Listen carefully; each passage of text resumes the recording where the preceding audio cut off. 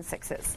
All right, thanks, Renee. We'll begin this morning with the latest on the federal government's lawsuit against Arizona's anti-illegal immigration law. Now, that law is scheduled to go into effect at the end of this month, and Congressman Bilbray joins us by phone from Washington, where the battle lines are being drawn. So thanks for joining us so early this morning. Great to be with you, Linda. Mark, it's a pleasure.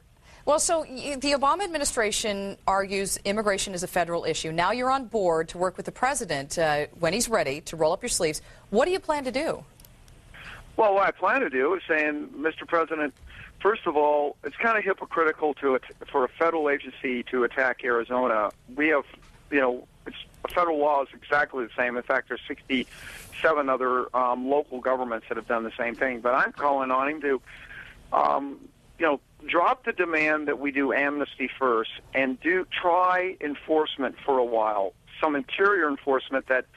A Democrat named Schuler has got a great bill that requires all employers to use the E-Verify. It eliminates the tax deduction mark for employers who hire illegals. Right now, they can write off those expenses, and Schuler's smart on that. And then you've got former Border Patrol agent, a Democrat congressman, great guy, named Sylvester Reyes from El Paso. You probably remember he was the one who started Operation Hold the Line. Well, he's got a bill to upgrade the Social Security card for the first time since 1937, and we're calling on the president that why don't we cooperate on the Democrat bills that Republicans and Democrats agree with. In fact, the Schuler bill, there was over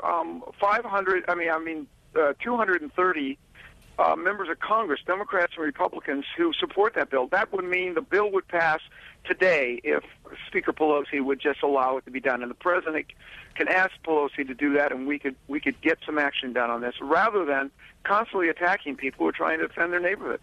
Well, Congressman, what do you make of Senator Kyle's contention that in a closed-door meeting with the president said, we're not going to secure the border because if we do that, there will be no incentive for you guys, assuming he's talking about the Republicans, to come to the table on immigration reform?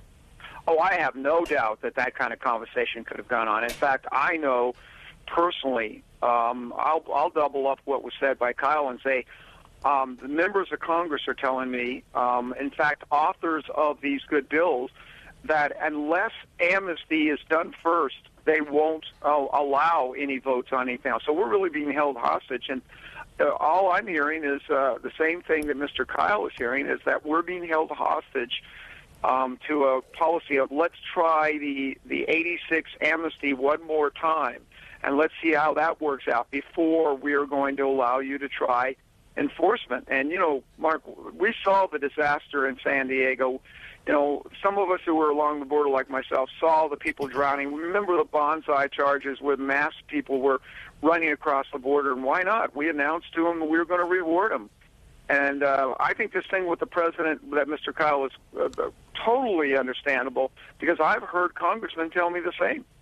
Now, speaking of the border, now Arizona was supposed to host this U.S.-Mexico border governors conference in September, and then Arizona's governor canceled it, Jan Brewer.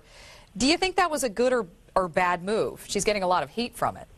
Well, I don't think any meeting should have been canceled, but when you had all of the Mexican governors saying we're not going to show up, that pretty well eliminated the whole reason to have a binational government governors meeting. So I have to, Brewer's getting blamed for something that the Mexican governors did, and the absurdity of the Mexican governors situation is they're attacking the one state that is their best allies, the people that are willing to raise the issue that the border is out of control. People are being killed and kidnapped more on their side than even ours. I mean, we're talking about thousands of people have been killed, police officers been killed over the last few years, and this thing's really out of control. Now, you got to understand, Mark, I just got back from Campeche meeting with the Mexican Congress. I meet with them almost every year, and they are not just upset about Arizona. They are really upset about a shooting that happened in El Paso, and they're furious about that. They're calling our Border Patrol agents murderers. And so there's a lot of that these governors are mad about, that the report that the media is not reporting. So I wish a lot of people would spend a little more time south of the border hearing exactly the missed information that they're getting down there. I mean, they were thinking that all the Border Patrol, the National Guard was going to the Army was going to come down and start shooting Mexicans And when I pointed out to him that the Obama administration plans on using most of these National Guard to intercept guns going south, they said, oh, we didn't realize that. I said, well, maybe if we take the time to get the facts and talk to each other before we start attacking each other, maybe things would be a little better off. And I think the governors made the same kind of mistake by saying that they weren't going to go to Arizona. All right, Congressman Brian Bilbray, always a pleasure. Thanks for updating us, and we'll talk to you in the coming days here as the thing continues to develop. Something like 7 lawsuits, I guess, filed against Arizona right now, including that federal lawsuit. In fact, Mexico filed a lawsuit a week ago on the amicus on that, and we're going to be working on that. But great to talk to you. I have to come back to Washington to go to work, but mostly to thaw out and try to warm up. I mean, when are we going to... Well, that's Renee's fault. We'll talk to her in a minute. We have to change it. Mark Twain said, to paraphrase Mark Twain, the coldest winter I ever spent was a July in San Diego. All right. Well, as soon as it warms up, you come back and see us. Congressman Absolutely. Brian Bilbray, live from Washington. Thank you, sir. Thank you.